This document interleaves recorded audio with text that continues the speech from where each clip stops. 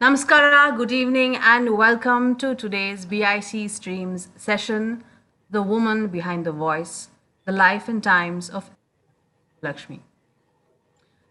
MS Subbulakshmi's life was one of extraordinary achievement, although she was portrayed in many ways as a musician who sought and achieved in an all-India appeal, a philanthropist and a supporter of noble causes, an icon of style, a woman of piety and devotion, and a friend and associate of the good and the great. She was first and foremost a classical vocalist of the highest rank, of unmatched gifts, who lives on in the musical history of India.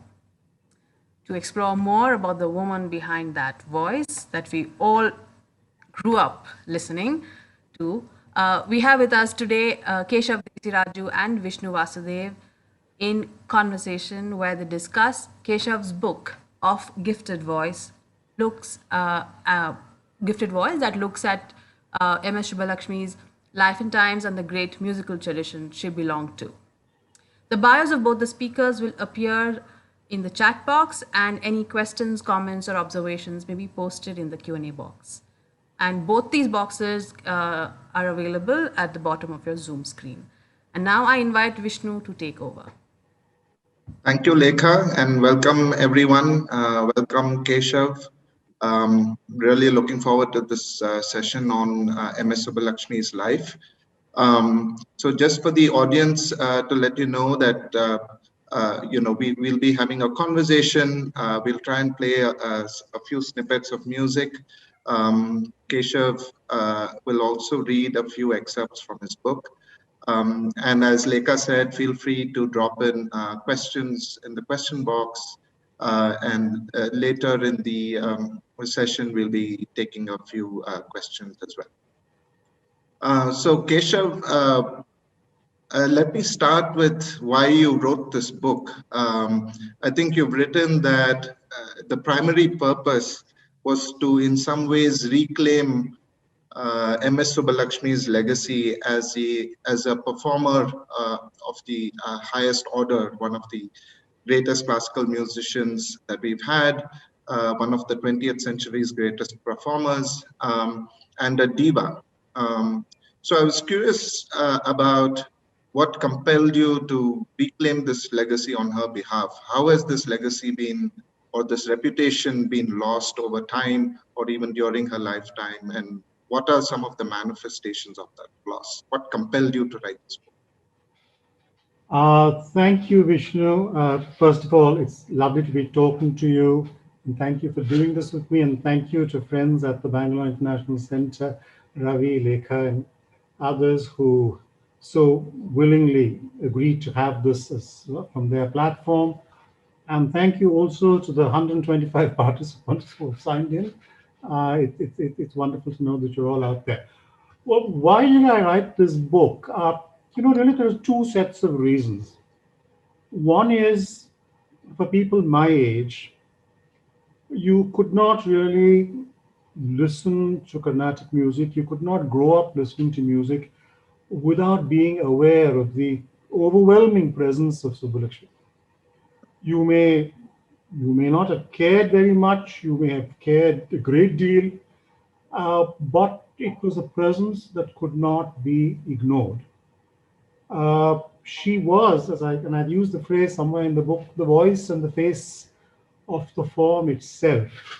Now, listeners today, the millennials certainly, and even people a little older than the millennials, probably don't understand what this means because of exactly what presence is all about.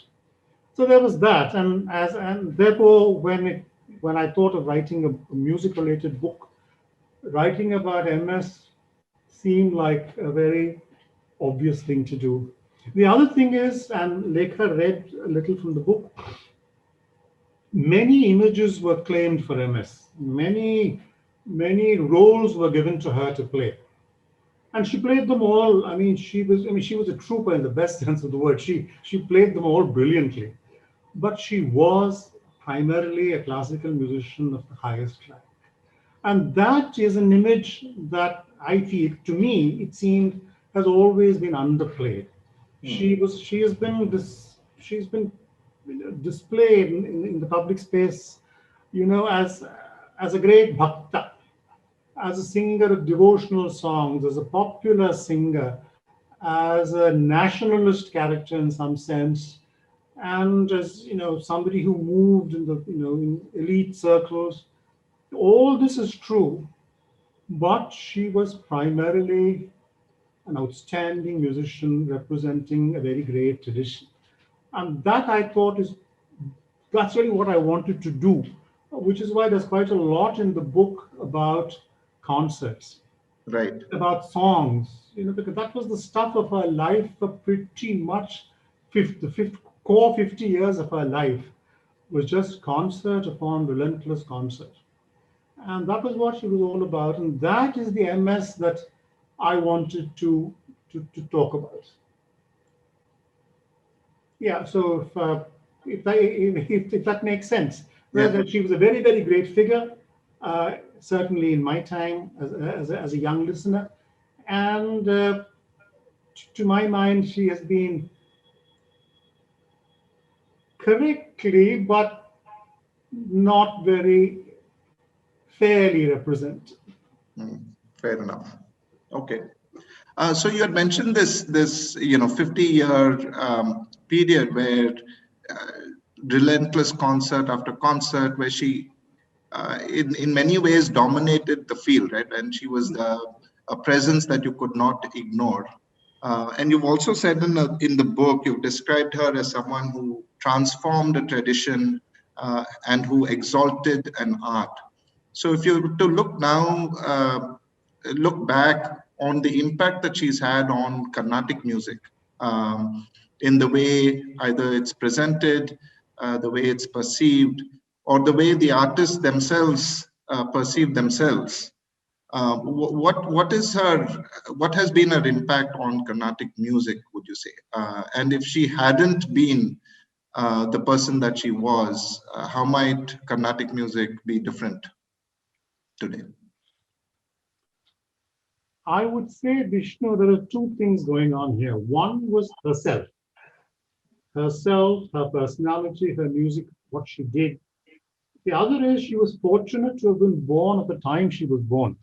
And there's some of this in the book. Right. Even if there was no MS Subbulakshmi, there would have been a revolution in the lives of women through those years. It was social reform, women's education, women being dragged into the public space, women doing things that they were prevented from doing earlier. At the same time, the movement towards Devadasi abolition, all these things would have happened even without Subbulakshmi.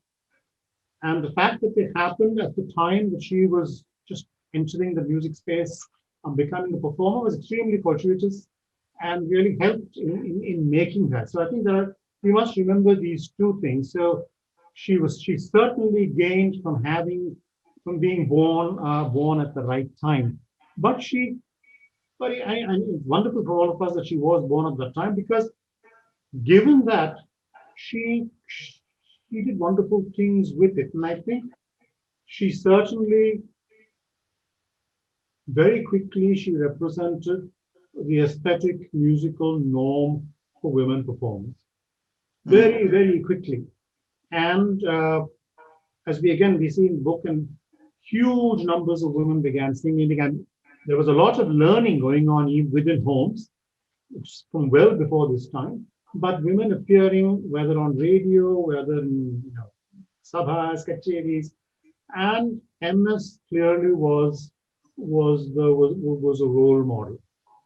Right. Everybody wanted to be like him. Women musicians wanted to be like MS, because there she was, beautiful, glamorous voice beyond compare.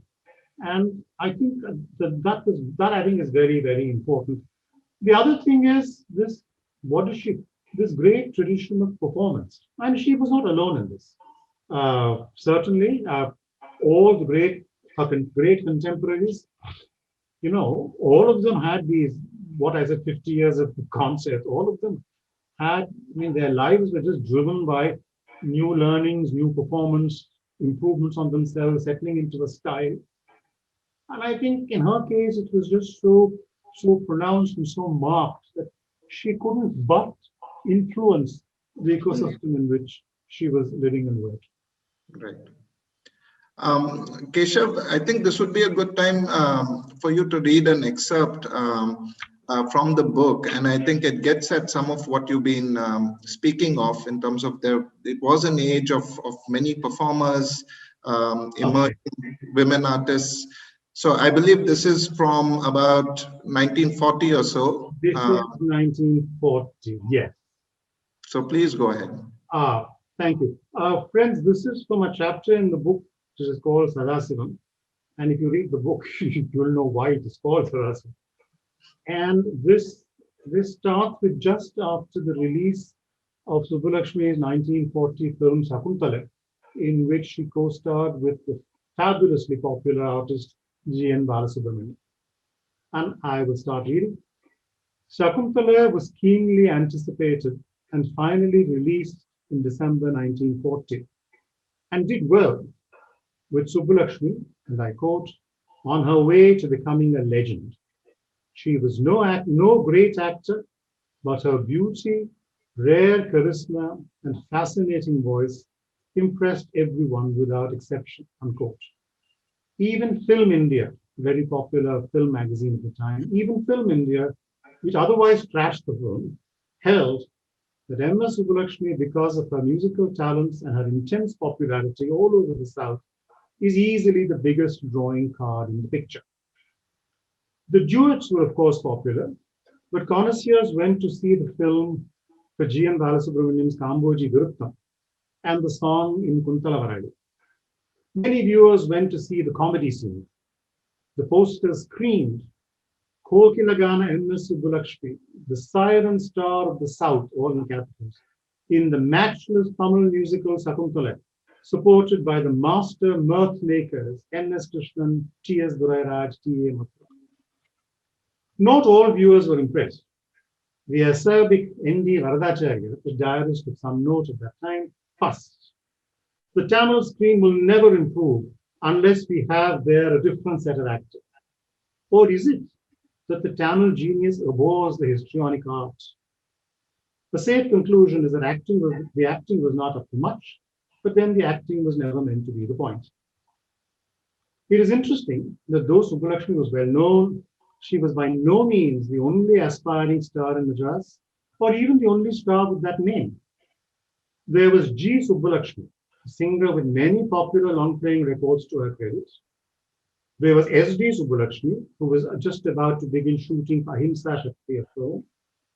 Singing on the radio were a V. Subbulakshmi, a P.L. Subbulakshmi, a J. Subbulakshmi, and a few years later, a K. Subbulakshmi. Then there was T.S. Subbulakshmi playing the flute. And again, there was Subbulakshmi of Trivandrum. Our Subbulakshmi was also performing. There is a record of a 90-minute radio recital in May 1939, which some songs not heard from her in later years, Tattva Maria and Neeti Gaula, Kapali in Mohana, Vallagada and Shankarabharanam, Ma Ramanan in Hindolam, Meevalla Gunadosham in Kapi, Paramukham in Karaharapriya, Andavane in Shanmukapriya, a Padam in Sadevi, a Ragamalika, something described as a light song, and finally a bouquet of miscellanies. In 90 minutes, this must have been a very brisk business. I then talk a little, I'm not going to read, about two other concerts of that time in talking about what she was singing. And then I go on to say, it is necessary to look carefully at these early concerts. They reflect a very close attention to presenting a growing repertoire, a matter to which she paid less and less attention as she grew older. Even by this time, she was beginning to repeat herself at the same location. Kalki Krishnamurti observed cannily of her 30th December 1939 recital that while many features of her singing, the voice projection, the alapanas, the choice of songs, and even the tukadas were the same as of a few years earlier, she managed to infuse a freshness into them. This is the gift on which she fully capitalized. One endearing feature of this particular concert needs to be better known. Subbulakshmi was so lost in her music that she concluded Needu Charan, piece in Kalyani, and then began a Kalyani Alapane again. Such a thing would never have been allowed to happen in the Sadasivan years. And another important conclusion one can draw from these early concerts is that Subbulakshmi had not yet begun to think of herself as a devotional singer. Yeah, stop with that. Thank you, Keshav. I think that passage touches upon several, crucial themes, right, in her life. One is this idea of sameness, which I want to explore a little more.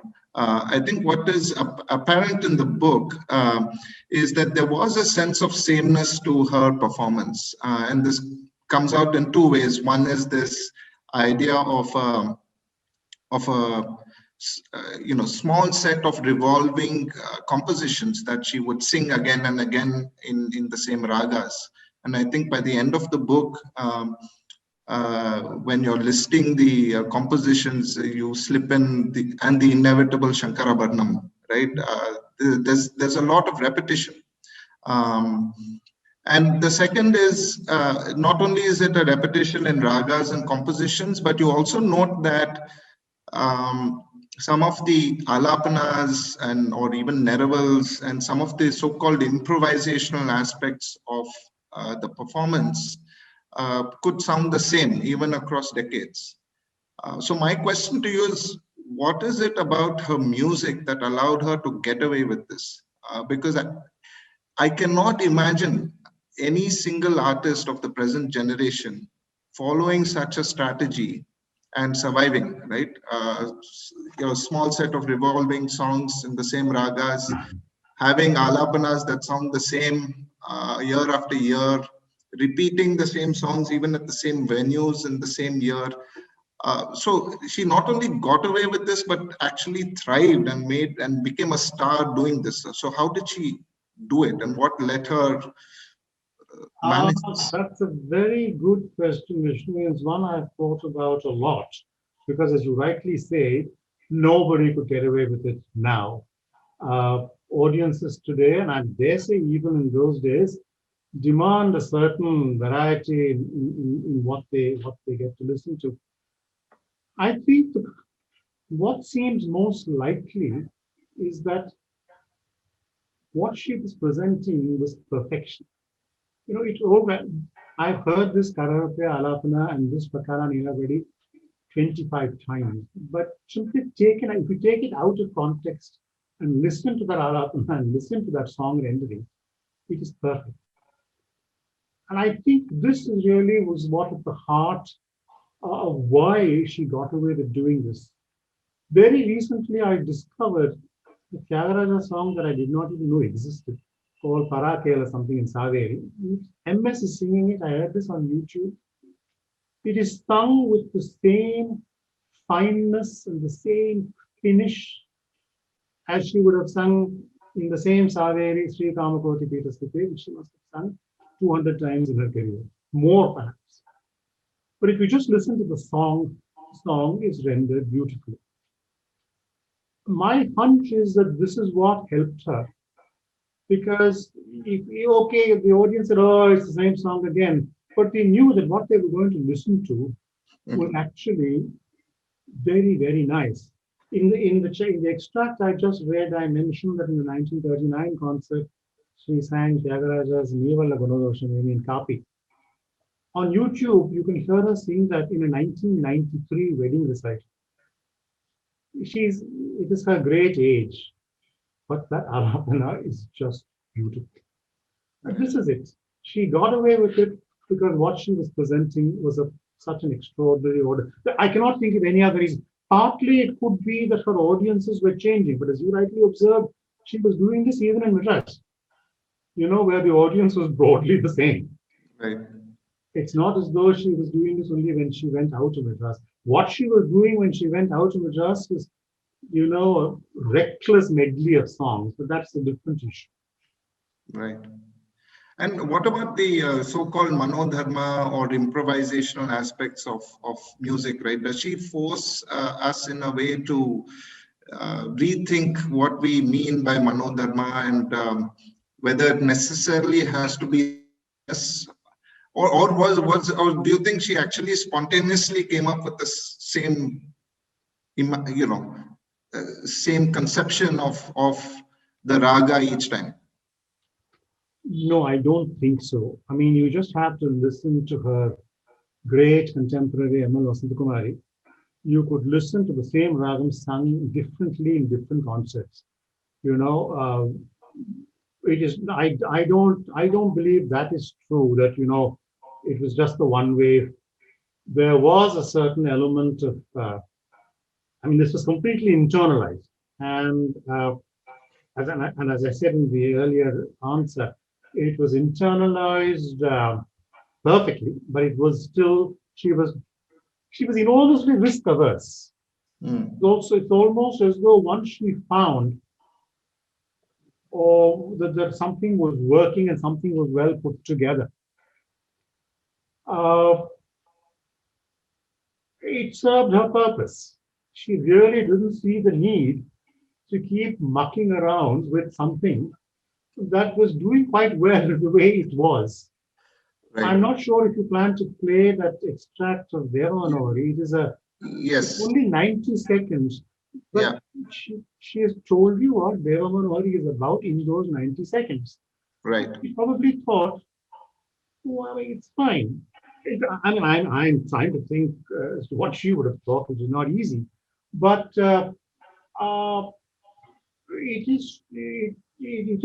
is something that has to be mentioned. I mean, in any study of her music, any analysis of her performance style has to say this.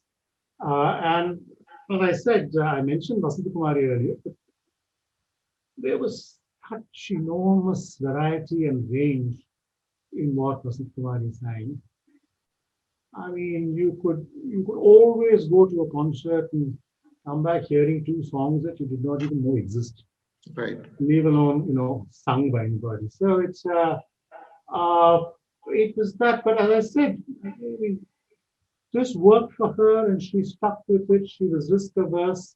Whether she was risk averse by temperament or whether her mentors and her husband positioned her to be risk averse is a matter of discussion. But she was risk averse. Which we will get to, yeah. Which we will get to. Okay. So let me play that piece. Yeah. I think for those of you who are listening in, this is from a 1971 recital.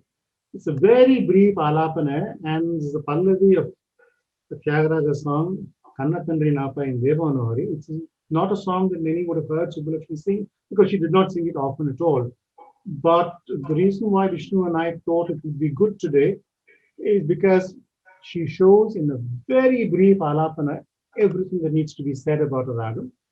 And the Pallavi of that song also demonstrates many of the high points of the Tyagaraja composition, the use of sangatis, and you listen to it, you'll know what I'm saying. Vishnu? Yeah. So we'll just play the. Yeah.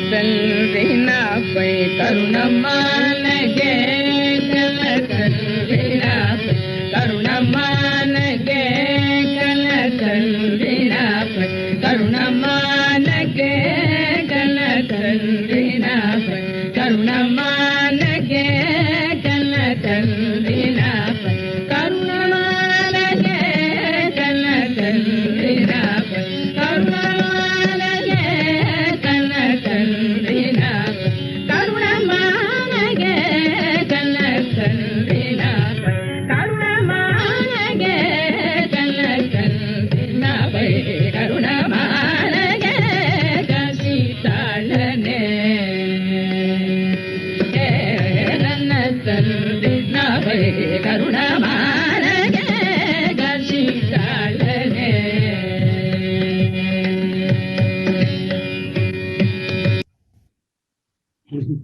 Thank you. It was very nice. Yeah, so I think you can certainly get the sense of polish that you speak of, which I assume can come only from hours of rehearsal, right? I mean, it's very tough to describe music, but you get the sense of polish, but it's certainly not,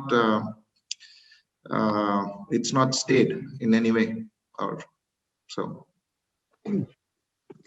So we've spoken of, and if I understand right, Keshav, this is not a song she sang very often either. No, not at all. Not at all.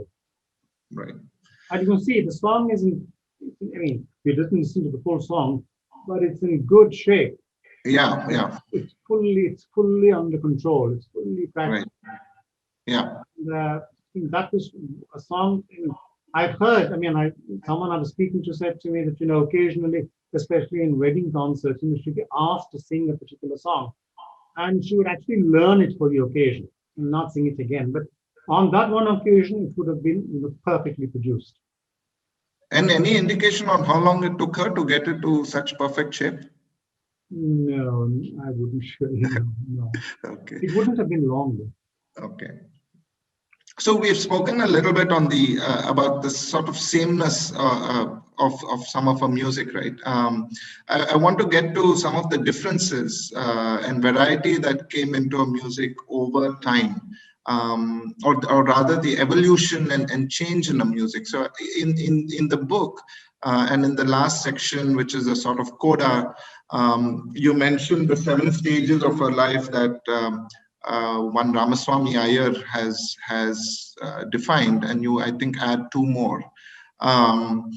But you note that, in the 40s and 50s, perhaps, the concerts were pretty packed with songs, very brisk pace, and perhaps, lots of energy and so on and so forth. And following a certain style or a mode of singing of that age. And then you highlight especially the late 60s and early 70s as where she's almost reached perfection. And you speak especially of a music academy concerts where she's in, the words I think you use are joyous control. So can you tell us a little bit about the evolution of her music over time, and also the influences that might have shaped any of those changes? Thank you.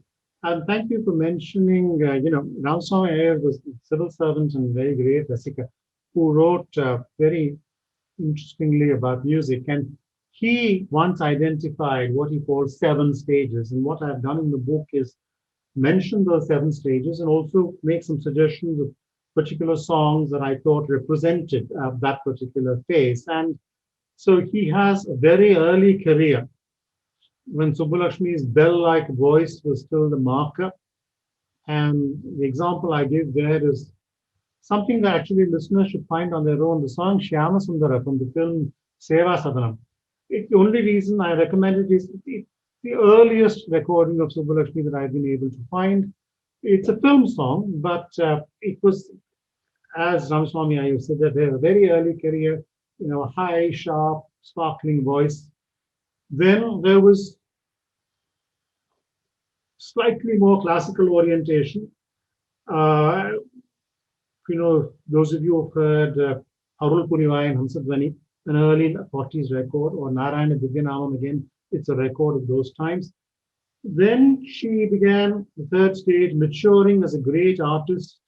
There are several commercial recordings available of full concerts in the 50s. The Music Academy 1956 concert, a concert in Bhavani in Erode district, also in 1956. Then there was what I would call the full flowering of her musical prowess. The UN concert is one example. The next stage would be Subbulakshmi is a great classical musician. The Music Academy the season recitals of the late 60s. And the sixth stage is the late mature phase. I mean, Vande Vasudevam from the Annamacharya selections is a good example of that phase. Now, quite obviously, the early years were much influenced by her singing for films. Two things. I mean, she sang a lot for the gramophone record, where by definition, you had to finish whatever you were doing within 2 minutes or 2.5 minutes. So you had to be fast and brisk about what you were doing. So there was that. And then there was the film, and the whole nature of film music is such that, it's a different type from what a musician would actually do on a concert platform. And that really is my sense of the way in which it began. The first 2 or 3 phases of the musical career, fast renderings, quicksilver alapanas, very fast swarams, everything was quick. But the audiences also liked it. That's what they were all doing then. That is what Vasanta Kokilam was doing. And the early Vasanta Kumari also was doing that. This really went on into the mid 50s, even the late 50s. I think the 60s was really the greatest concert years because there is a lot less of speed and much more of repose. There is a certain calmness that comes into it, and you have longer alapanas than was common in the 50s, and there was just very, very solid song rendering. And but since we are talking about her performance style, as I said somewhere in the book, all this was really only for Madras. By the time the 60s came, whenever she went out of Madras, unless it was to the grand Sabha performances in Bombay or Kolkata, where the audience was as learned, if not more, than the Madras audience, anywhere else in India, there would just be a completely reckless mixture of big songs, small songs, bhajans before, bhajans after. It was what was decided for her, I believe, that audiences that are not fully familiar with the Carnatic world right. Would like this. Something that you always read written up about Subbulakshmi was that, she has sung in some 14 languages or something. Now, this is interesting without being important in any way. Why was it so important for it to be known as somebody who had sung in all these languages? Right. Really, it made no difference to her as a musician, but that was being promoted as an essential feature of her musicality and her performance style. Whereas to my mind, there was so much else that was significant about her performance style, right. which was not allowed to be displayed. And then after the great concert years, she had a very long pre-retirement. She was really singing all through the 70s quite often. The tapering off in concerts began in the 80s, but there were still many concerts through that period. And even in the early 90s when, it was falling back on the known and the true, endless repetitions, shorter concerts, always still wonderful to listen to, but it was effectively an artist in retirement.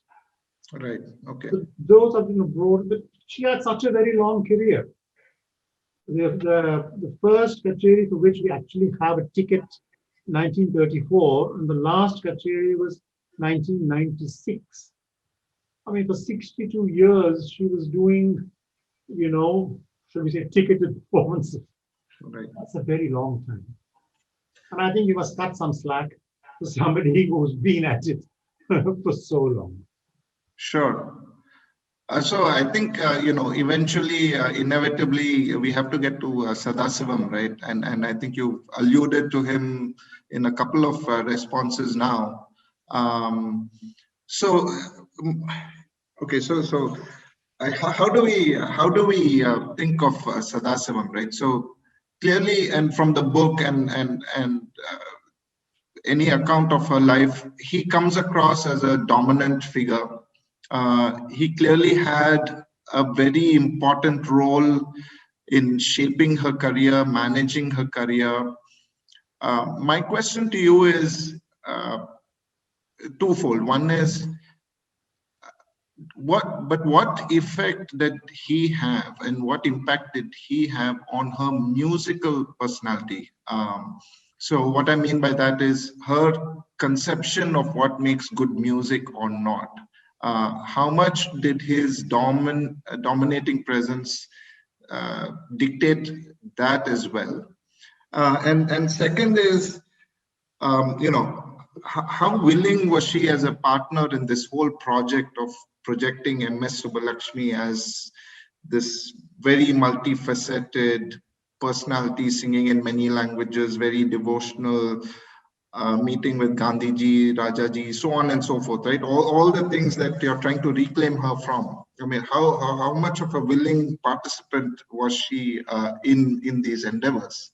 And if she, I think you mentioned at one point that she had a repertoire of 2,500 songs. And is it actually entirely Sadasivam's fault that she sang only a few of them at a time? So it's a multi-part question. That's actually three very difficult questions in one. Look, Sadasivam was a great impresario. I mean, he was many things. Just as MS was many things, he was also many things. But he was primarily an impresario. And he did his job extremely well. His job was to promote her. His job was to protect her. His job was to manage her career. And I think nobody disputes the fact that he did that extremely well. He promoted her, he protected her. More than anything else, he protected her. And that was indeed a very, very important factor in this whole story of wherein lay his attraction. I think prime reason for that was he was protection in what could have been a very difficult and even unpleasant world that she may have otherwise had to occupy. And it was not just Madurai, but also the film world in 1940s would not really been particularly pleasant. So he played his role as an impresario wonderfully well. Now, we do know that she had musical imagination, musical understanding, musical perceptions of her own. If you listen to her Tanam, if you listen to her Nerava, and I hope you get a chance to listen to some Nerava later on, if you listen to her Dudi, if you listen to her Viruttams, you listen to her Stotram singing, you listen to her chants, which made her very important in the later part of her life, she very clearly understood musical presentation. And she understood that these things needed to be learned. I recently been listening to a lot of Musiri, Subramanya Iyer, and it's amazing how much Alapana she's obviously learned from him. So she clearly, there was a very, very active musical imagination at work. But I think where Sadasivam's influence completely dominated her, the presentational aspect is on he determined the songs, the items to be performed in any concert. There was no deviation possible. And he had a very clear sense of what he thought the audience would like. And there was just no getting away from that. Now, obviously, he understood that some occasions were different because, again, to go back to what I do, the Music Academy concerts, the season concerts, there are new songs being produced, there are unusual things being done. There are some really wonderful Ragam Tanam Pallavis presented through those years. in the academy concerts. And even if you look at the structure of the United Nations concert or the Carnegie Hall concert, clearly there has been some, it's a very intelligent putting together of what the form had to show. But so all this was also happening.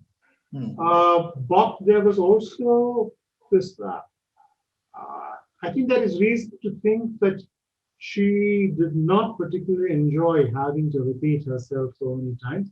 But the truth also is that she really had no say in the matter. It was something that she had to do. And again, as we said earlier in the conversation, it seemed to be drawing the crowds. There's a very peculiar notion in the world of Carnatic music, which is Janaranjakam, or that which appeals to the public. And it's very, I have always found it very mysterious as to how exactly Janaranjakam happens and why any particular artist at any point of time is deemed to have Janaranjakam. In her case, I can understand why, because as I was saying, there was so much wonderful music to be heard. But I think that's really what happened to her. Her husband figured out that this is what works, this is what people like. And in the South, even I've said somewhere in the book, even bhajans, which to my mind, in the North Indian tradition, always allow the performer a considerable latitude, considerable degree of, being able to extemporize. Even bhajans were reduced to Pallavi, Anupallavi, Charanam formats. But it seemed to work. Right.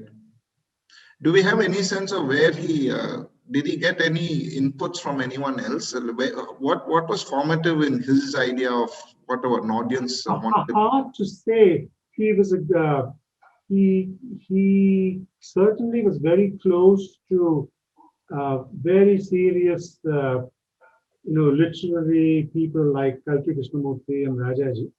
It's almost certainly he would have learned from them. But other than that, I'm not able to say really. Okay. So moving on to this question of what her life may have been, right? And I think in either the preface or an introductory passage, you say that her life was clearly the stuff of tragedy, and there's this sense of a snuffing out of a personality, right? So is there any way of parsing out, or maybe it's in the realm of speculation, but what might have been? So if she hadn't made this grand trade-off of moving from the Devdasi tradition, moving into the Sadasivam household, allowing him to essentially manage and determine many aspects of her career and her art, what would we have gained, and what would she have gained, and what might we have lost? Would she have been a much happier person, but maybe we wouldn't have known about her, or was she already a star and therefore we would have heard about her anyway, and presumably a happier MS? Is there any way of figuring that out? Well, I'm glad you began your question by saying that all this is speculation, because that is what it is. But seriously, what might have happened to her? I think there are some clues. One possibility, look at the career of Bala Saraswati and Brinda, who were her exact contemporaries, whose background was identical, and who were entering the performing space at the same time. Bala Saraswati, whose performing genius was on a par with Subbulakshmi's, greatest dancer of her time, hailed not just in India but around the world, one of the world's great dancers. Now, yes, so certainly that is a possibility. So, despite a very well-placed patron, Bala Saraswati really had to live her life on her own and make her own decisions make her own career and do what she did, and did it without a dominating man in her life. So that is, yes, you could have said, yes, Subbulakshmi had that model. There was also Brinda, who did not achieve the same distinction as, shall we say, Balamma did, but lived and was greatly respected through her life, through her career, was respected and even adored for the depth of her knowledge and for being a prominent, representative of a great performing tradition coming from the family of Dhanamma. So that is also a possibility. That could also.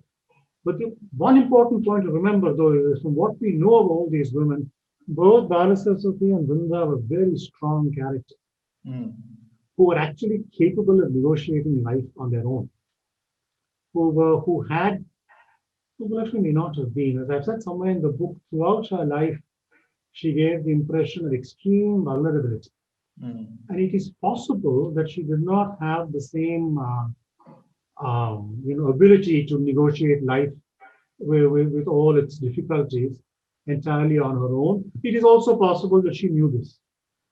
And which is why seeking protection was so important to her. So that is one set of thoughts. The other possibility in her case, of course, was films. See, Seva Sadam in 1938, Shakuntala in 1940. Suppose she had not made the transition she made. She may have continued in films. Maybe she would have become someone like A.B. Sundaram Balkansi, who had a very successful film and concert career. Right. But she was also a tough character. She was nobody's pushover. She lived life on her own terms. She managed herself. She managed her money.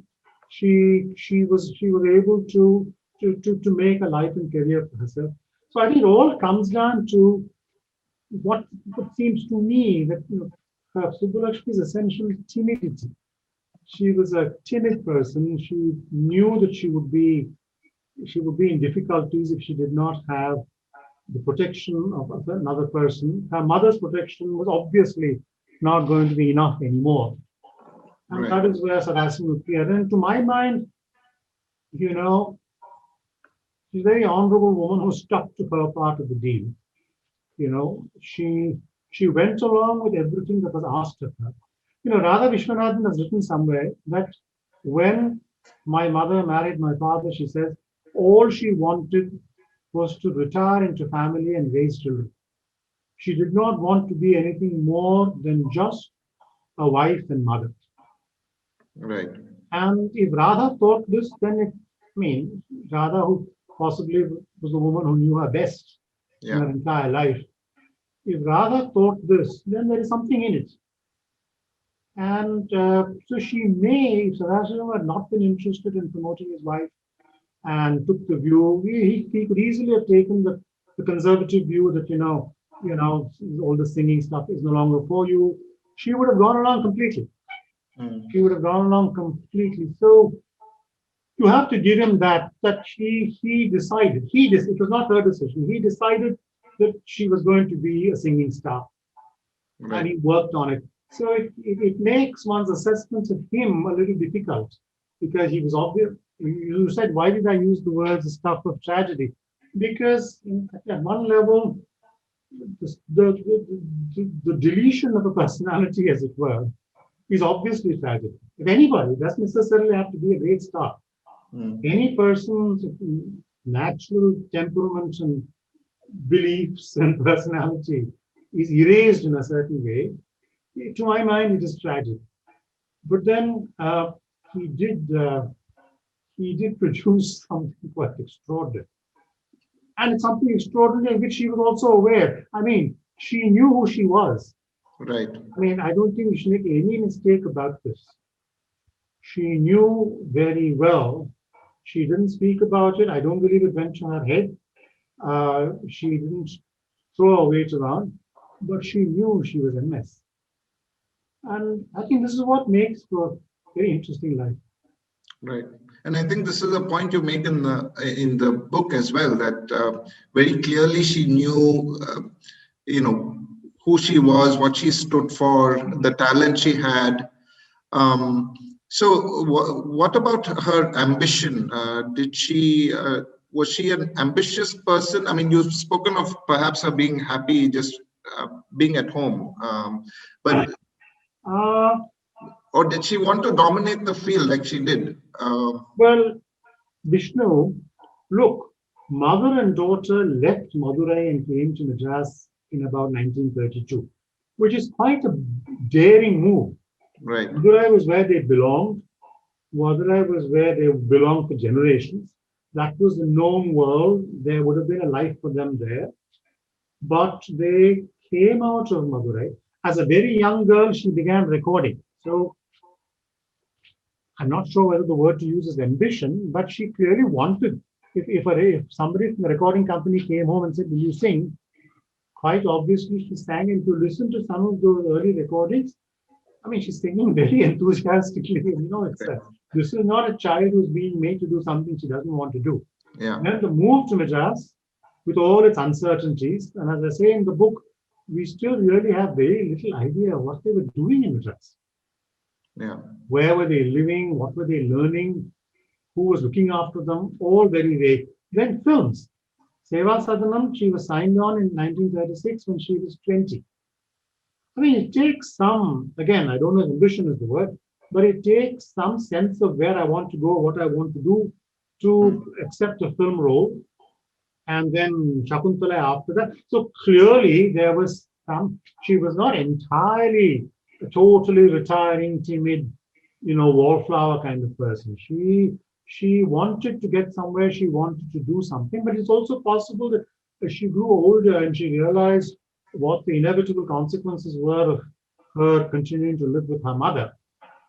And which is she possibly figured out that at that point in time, it became more important for her to seek protection than to seek to become any kind of performing artist. But I think that she wanted to become a performing artist is undeniable, based on the fact that they came to Madras, that she sang for records, and she acted in films. And do we have any inkling of what her inner life was about? What made her tick? I mean, I think at some point in the book you mentioned that she was doing close to 100 concerts, maybe a month, or was it a year? But a lot of concerts, right? In many ways, she didn't. Apart from the acclaim, all the proceeds were for charity, for maintaining Kalki Gardens, various other things. And there were some financial setbacks. So through all of this, do we know what kept her going? And to keep this unflagging pace of concerts and sometimes fairly random concerts, right? I mean, ranging from wedding concerts to hard to say because I really wouldn't be able to say. There must have been, she was a sort of obviously ritual-minded person, a lot of her time went in, ritual worship at home. And there was a lot of visits to holy men and people like this. And there were a lot of, there was worship, ritual, prayer, all this was very important in the lifestyle that she either created or was created for her. Right. And the only thing she knew, which was the content of what she was singing, and that is discussed in the book. I mean, the content of the form, the Carnatic form, is so overwhelmingly religious that pretty much all she was thinking about, learning, reading, repeating, singing, had religious content. So I think I've only said at the end of the book that I have no doubt that she was a believing woman. But more than that, I'm not really in a position to say. Okay. So maybe we'll play the snippet of a Neraval. You are playing the Carnegie Hall Neraval. Good. Yeah, and then we'll take a few questions from the audience, if any. For the audience, many of you will know this, but Naraval is a point in any song rendering where the artist takes up a pre-composed line and then extemporizes on it.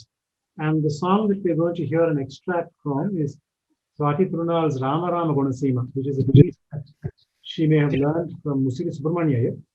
And her famous Naraval for the line Munimana Sadhama. And as I said earlier in the conversation, she was extremely skilled at Naraval, and I hope you will enjoy listening to this.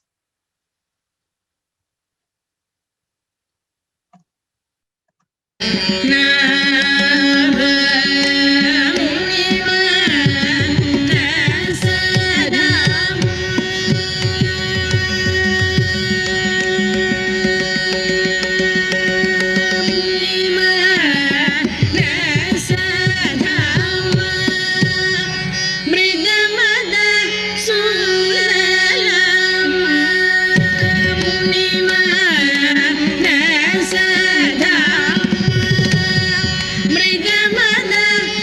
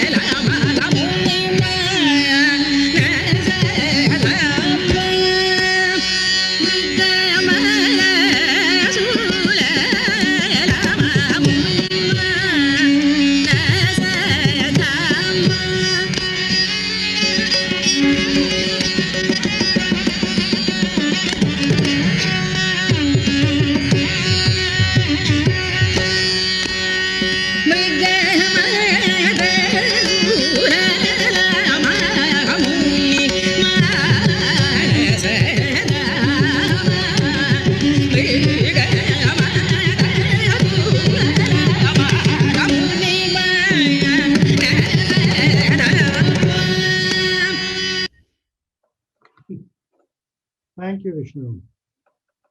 Thank you, Thanks. Vishnu. It was very nice. And, people would have heard Radha Vishwanathan also singing with Subbulakshmi, alternating the melodic lines. Thank you. That was from the Carnegie Hall recital of 1977. So now that you mentioned Radha, maybe briefly, Keshav, what was their relationship like? And as you say, Radha is probably the one who knew her best. Uh, I, I, the interesting thing about Radha Vishwanathan is that for all her enormous training and experience, she willingly settled into the role of second singer. right. And she gave an interview once saying that, and I've quoted this in the book, that all she ever wanted was not to pause and that no one should say that she spoiled MS singing. And that was it's a very modest ambition for somebody who lived, worked, sang, learned with Subbulakshmi for 60 years. It's a modest ambition in one way and a very difficult ambition in another way. It's a very difficult ambition in another way because to completely, to be learning so much and but to always remain as a second singer. But I think that's quite remarkable in her own way. She had a brief career in childhood as a dancer, and she was actually the first student of Vavu Ramaya Pillai, who later became very famous as a dance teacher and the rest. But that was only for a few years before she settled into her role of, second singer. Yes. Okay. Maybe we'll take off, see if there are any questions from the question answer box. I think there's one question on whether she in any way adapted her repertoire to allow for changes in her voice as she aged.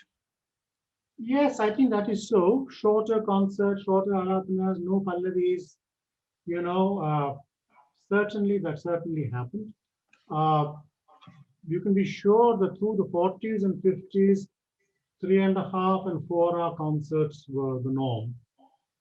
That became 2.5 through the 60s. And yes, certainly it may, towards the end of her career, she may have been doing 2-hour kacheris also. And yes, just a lighter load, but I suppose many musicians do that. It's to reduce the strain. Not all though. Even Vasanta Kumari, if you look at her, she would, till the very end, you would get a pallavi, you would get one other major alapana. She would not have tampered with that, but maybe just shorter on the whole. Short Right. on the whole. Okay. And there are two sets of questions essentially about, I think, her relationships with others, right? So one is if you can tell us a little bit about her relationship with her accompanists. And I'm particularly curious about how they reacted to, perhaps this overly perfectionist rehearsal-based approach, and how they reacted to that. And the second question is about her gurus and influences. Okay. Presumably. Her accompanist, I have a bit on this towards the end in the chapter called The Years of Retirement. And yes, and I make the point that the reason why I really listed them in some detail is that, and I've said in the book, it is necessary to record the enormous significance of these years of sustained performance. Several generations of musicians have joined Subbulakshmi on the stage, and even in those instances where the professional relationship ceased, she was always held in the highest esteem by her colleague musicians, a difficult achievement in a career as long as hers. Long-term listeners are aware that the V.V. Subramaniam on the violin, T.H. Vinayakaram on the ghatam, T.K. Murthy on the mridangam, and D. Nagarajan on the kanjira, that combination was perhaps the most successful team that she mounted.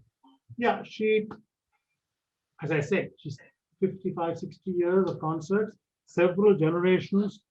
Her last violin accompanist was the extremely gifted R.K. Sriram Kumar, but whose grandfather, R.K. Venkatramana Shastri, had played for her through the 50s, before V.V. Subramanian became the violin accompanist. So there were obviously many of these accompanists. How did they go along with the regimentation? I think, unfortunately, they may not have had a choice. I suspect for many of them, playing for MS was such a great honor. Yeah. Was that they didn't really complain. They were given opportunities. T.H. Vinayakaram was given an interview somewhere saying that he was just a young chap. He was good on the ghatam and he was well known, well recognized. But it was playing for Subbulakshmi that took him to the United States. He was playing in the United Nations. He was doing concert tours, and I've read somewhere that his whole very extensive collaboration with Western musicians, Shakti and everything else later on, all came from the fact that he was given exposure. So I don't believe the accompanist complained very much.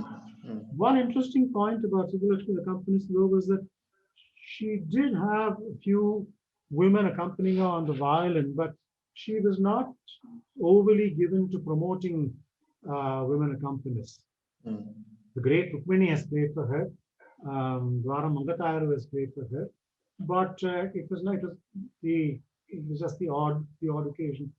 And while it's been a big issue in the Carnatic world about senior, male musicians, violinists not being prepared to accompany women singers, but we must have that MS Gopalakrishnan also has played for her. Right. He played for her for a while before his own solo career took off. Yes. You talked about accompanists in here. Her gurus, well, you see, Musiri Subramanya Iyer and Shamukha Srinivasa Iyer are always mentioned and, as her principal gurus.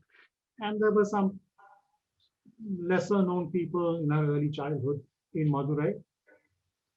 I think, but even from, and I said earlier in the conversation, she clearly learned Alapana and Naraval and stuff like that from Musiri. But a substantial part is what she brought to it.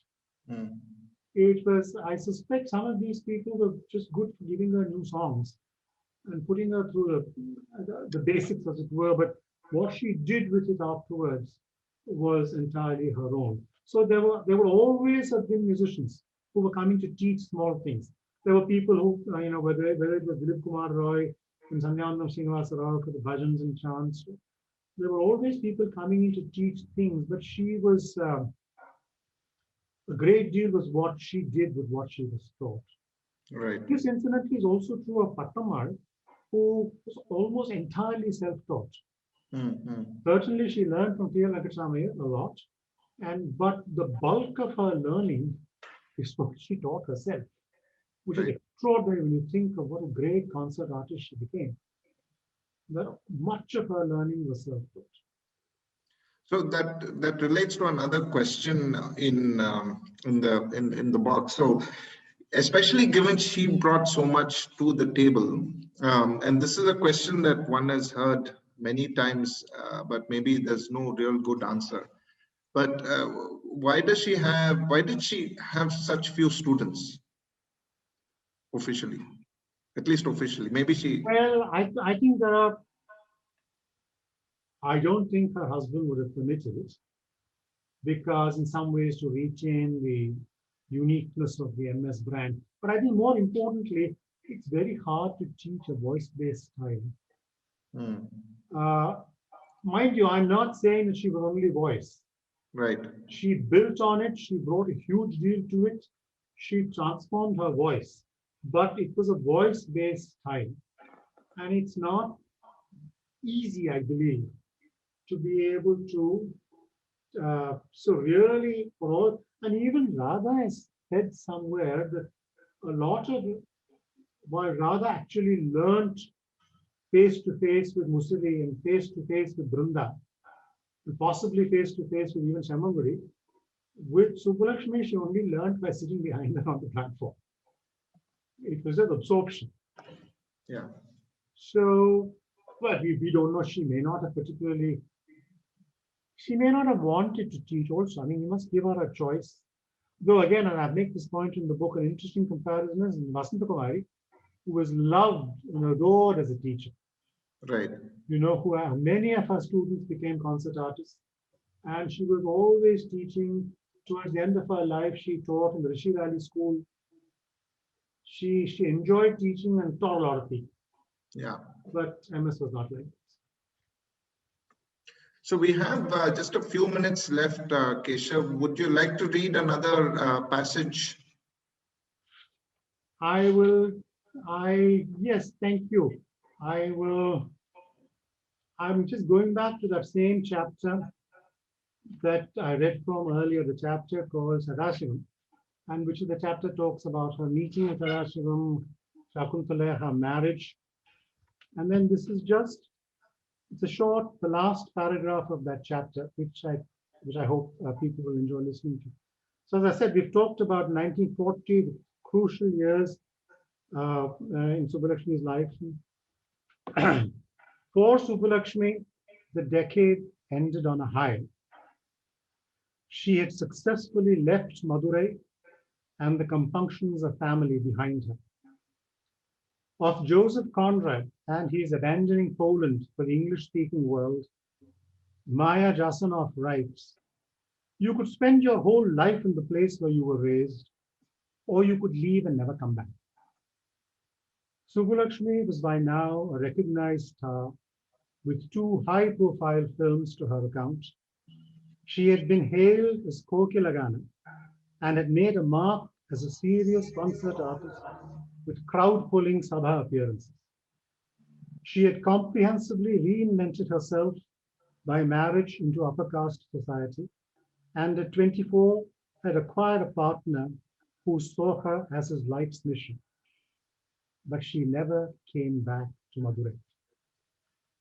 As G.N. Balasubramaniam said to MS Subbulakshmi, albeit as Dushyanta to Shakuntala, "Ni patta mahishi ahapore," you are going to become a great queen.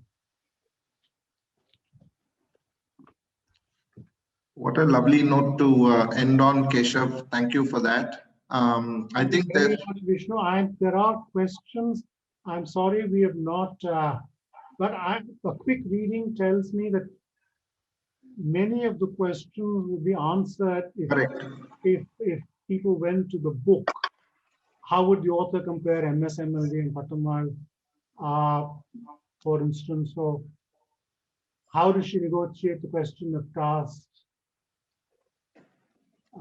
Stuff exactly. like that. There's a lot on all of this in the book. And for those of you who've been kind enough to sit through this program, I hope very much you also read it. I was going to say exactly the same thing. I cannot recommend this book highly enough. It's not only very nuanced and complete as far as MS Subbulakshmi's life is concerned, but you'll, especially if you're not very familiar with Carnatic music, there are some excellent notes and glossaries and appendices which will give you a very good sense of the music and as well as the 20th century. Thank you very much, Vishnu. It's wonderful talking to you. And thank you, Lekha and Ravi and others at the BIC. And thank you all for joining and being part of this conversation. Giving flesh and blood and a solidity to the voice that several generations have woken up to every morning. This conversation has been fascinating, and I have to say, both your love towards this musical tradition and towards MS has come across with considerable infectiousness. I'm going to dive back into my grandmother's music collection right away.